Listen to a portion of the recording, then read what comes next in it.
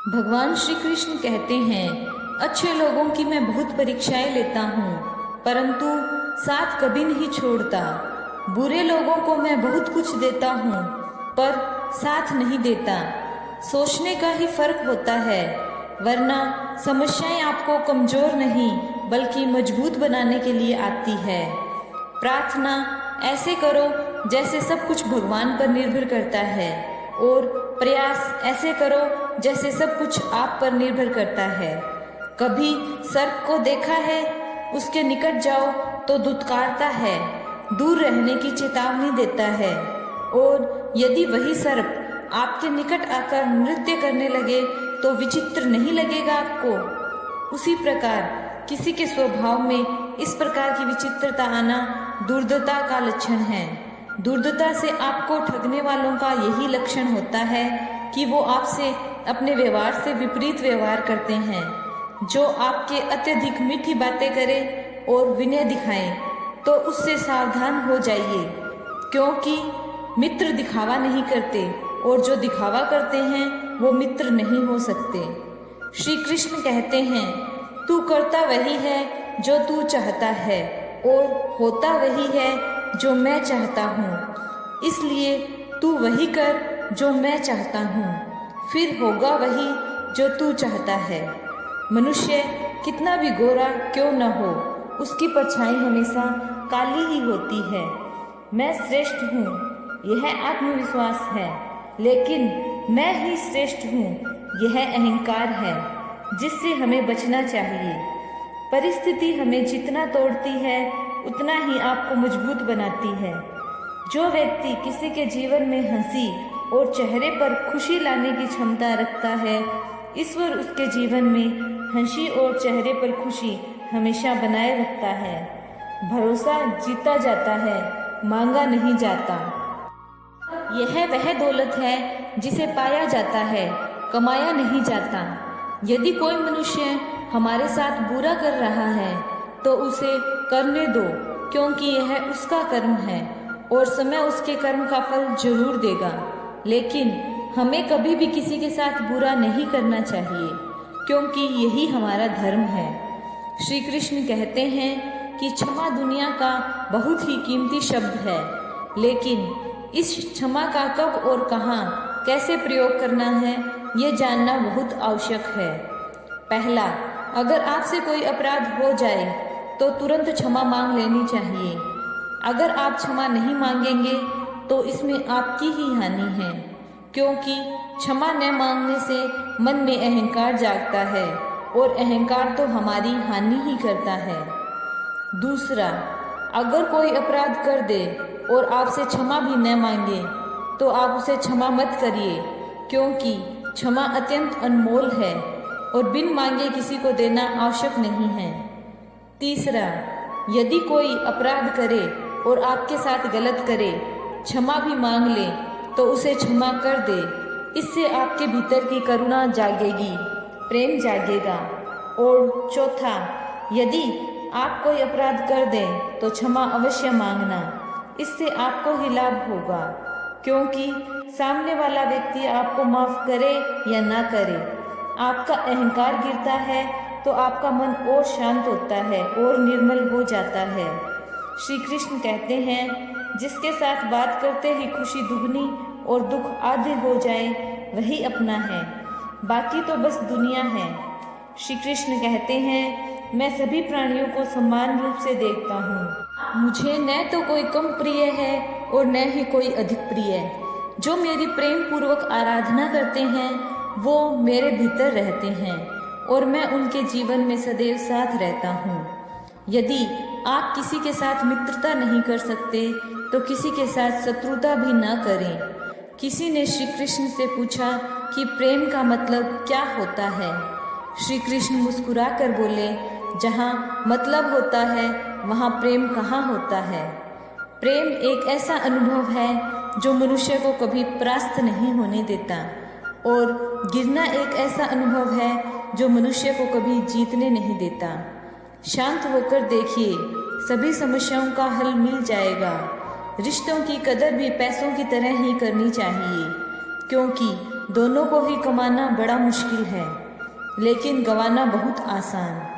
परिवर्तन संसार का नियम है। कल जो किसी और का था वो आज तुम्हारा है और कल किसी और का होगा। हर कीमती चीज को उठाने के लिए झुकना ही पड़ता है। माता पिता का आशीर्वाद भी इनमें से ही एक है। वक्त के साथ चलना जरूरी नहीं है, आप सच के साथ चलिए। एक दिन वक्त आपके साथ चलेगा। जिंदगी में जीतने के लिए जीत होनी चाहिए और हारने के लिए तो एक डर ही काफ़ी है।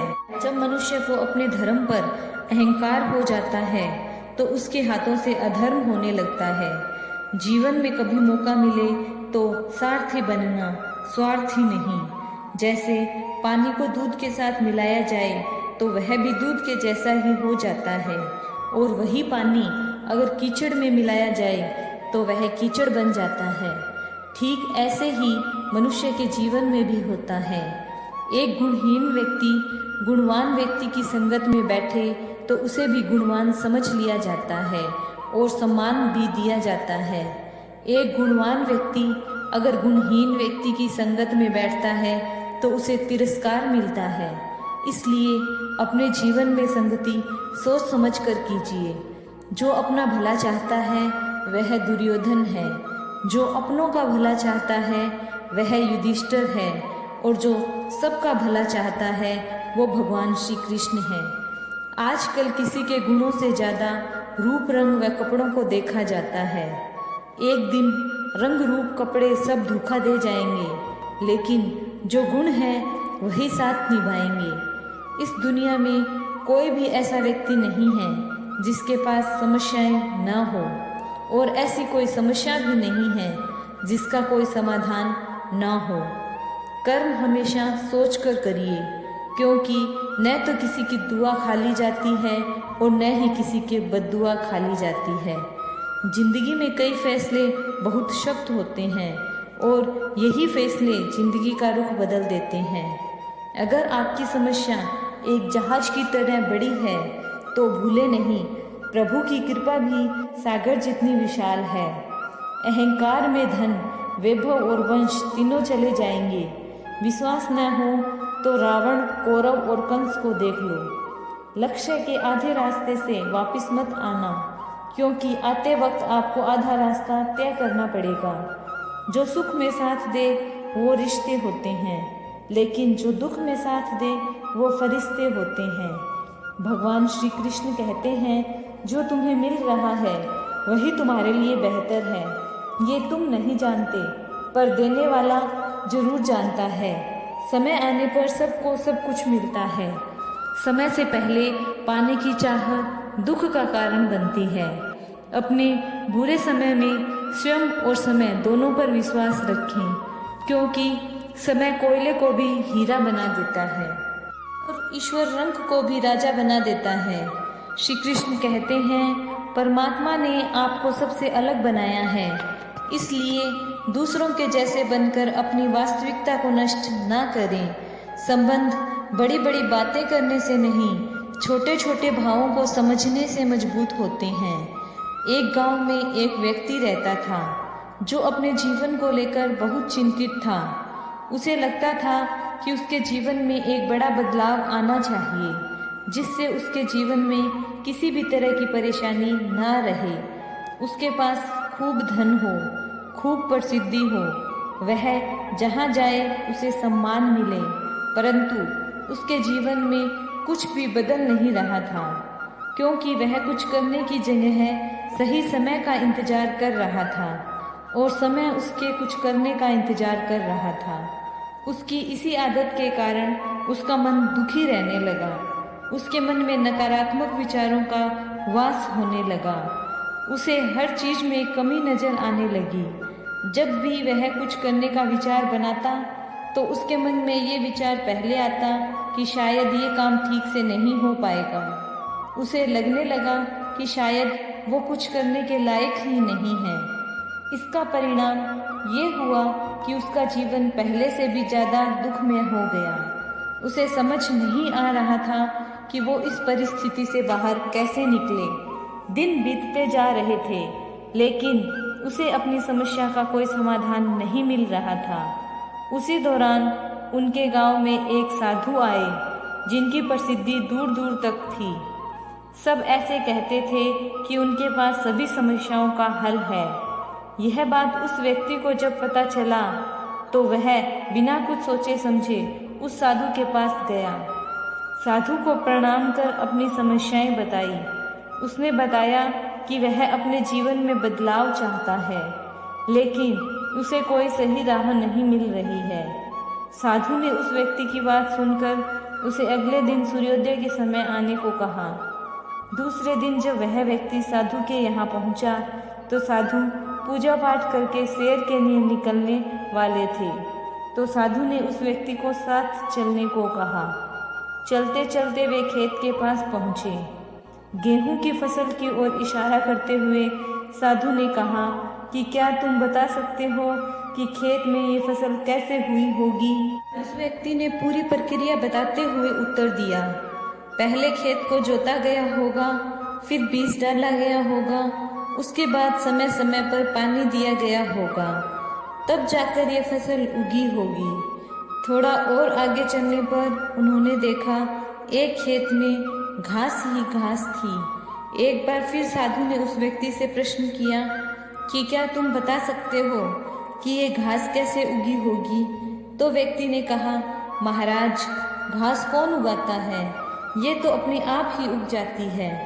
जब खेत में कोई और बीज नहीं डालेंगे तो घास ही उगेगी ना। उस व्यक्ति ने एक बार फिर साधु की बात का उत्तर दिया। तुम्हारे इन्हीं उत्तरों में तुम्हारी समस्या का हल भी छिपा है। साधु ने उस व्यक्ति को समझाना प्रारंभ किया, मानव भी एक खेत की तरह ही होता है। इसमें तुम जो भी बीज डालोगे वैसी ही फसल तुम्हें मिलेगी। तुम अगर काम करते रहोगे, सकारात्मकता के बीज डालोगे तो तुम्हें सफलता की ओर लेके जाएगी। यदि तुम भविष्य को लेकर वर्तमान को भी नष्ट करोगे तो दिमाग में नकारात्मकता की वृद्धि होगी। बदलाव तभी संभव है जब आप व्यर्थ की चिंता छोड़कर समय की प्रतीक्षा न करके अपने वह काम करें जो आपको करने हैं। उस व्यक्ति को यह बात समझ में आ गई। अगर मन को सही दिशा में लगाना है तो उसे सही दिशा की तरफ बढ़ाना होगा। हम आशा करते हैं आप लोगों को ये वीडियो ज़रूर पसंद आई होगी। अगर आपको ये वीडियो अच्छी लगे तो वीडियो को लाइक और चैनल को सब्सक्राइब करना ना भूलें। जय श्री कृष्णा, राधे राधे।